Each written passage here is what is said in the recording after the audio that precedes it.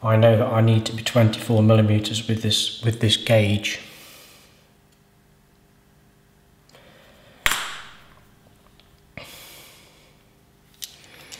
Okay, tighten it up, make sure it's nice and flat. Tighten up the screw, nice and tight. Okay, so now we place it on the stone, and when you're first starting out, don't go backwards and forwards, especially with very narrow chisels, because you'll just gouge straight into the workpiece. Set it on, get your wheel on, get your fingers on each side of the blade, rock it from side to side so you know that you're flat. When you've got it in that position, just slide it back.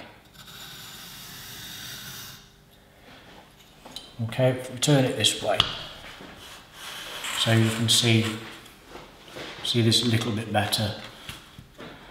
Okay, even pressure each side. You can feel it rocking because it's on the single wheel. You'll feel when you're right. Single stroke back, lift it up. Single stroke back. And what we're doing is we want to create a bevel on the back, so you want to feel for a burr on the back, and as soon as you've got, I can just feel a little tiny burr on the back all the way across. So I'm just going to give it a few more strokes.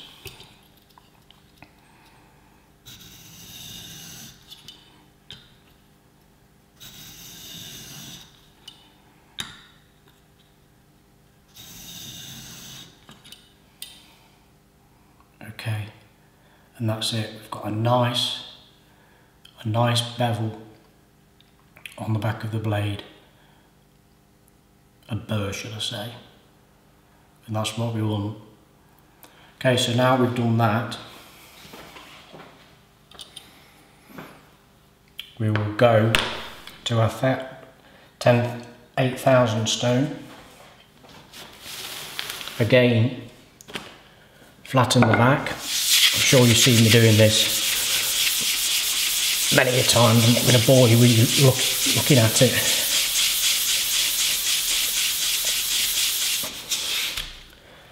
Okay. Some water on the stone. The ligura.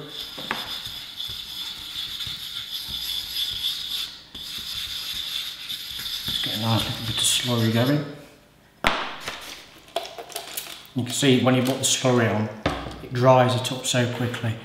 We need to set our angle to 31 degrees now, because what we're doing is we've done a primary on the grinder, we've done our secondary at 29 degrees, and now we've got the burr on the back, which you can feel, and now we're going to go to 31 degrees, and I've got a setting on the back of mine. Yours will probably be different, so we'll set that up.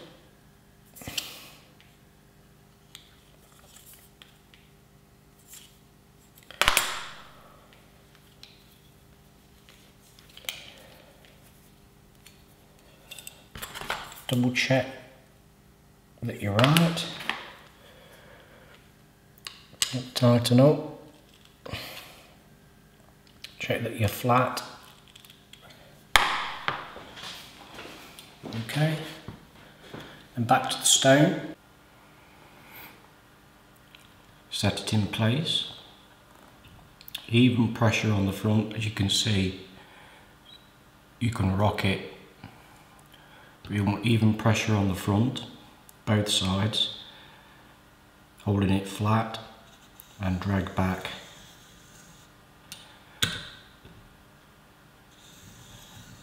Drag back.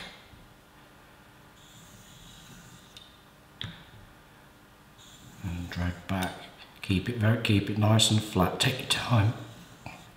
The point of dragging it back is you've got more control. Do watch that your wheel doesn't fall off the back.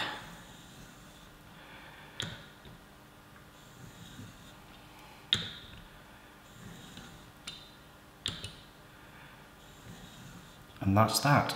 So now the last step is take the chisel out. Okay, and we created the bevel on the back.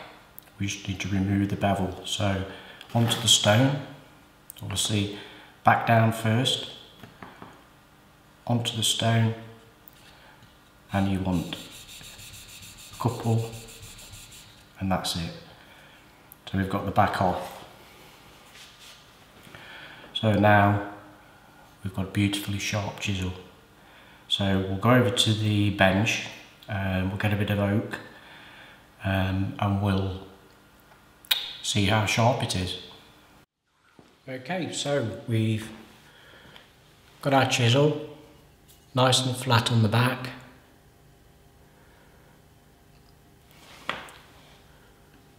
As you can see, but I'll show you how well this cuts. What I've got here is a piece of oak, and we're on the end grain.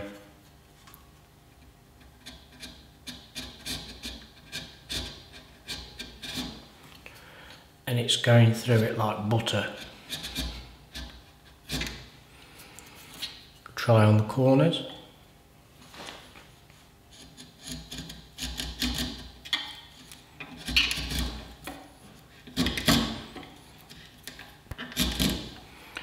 In fact, it's whizzing through the stuff. You know, you can create a bevel with this, it's that sharp. And you get a consistent cut out over the top.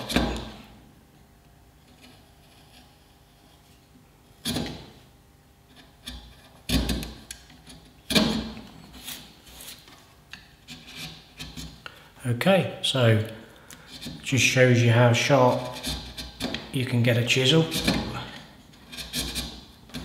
And this oak is actually really hard, and I'm going on the end grain. If I take it out and go with the grain, I mean, look at that, it just eats at the stuff, eats away at it. The way the grain's going the other way.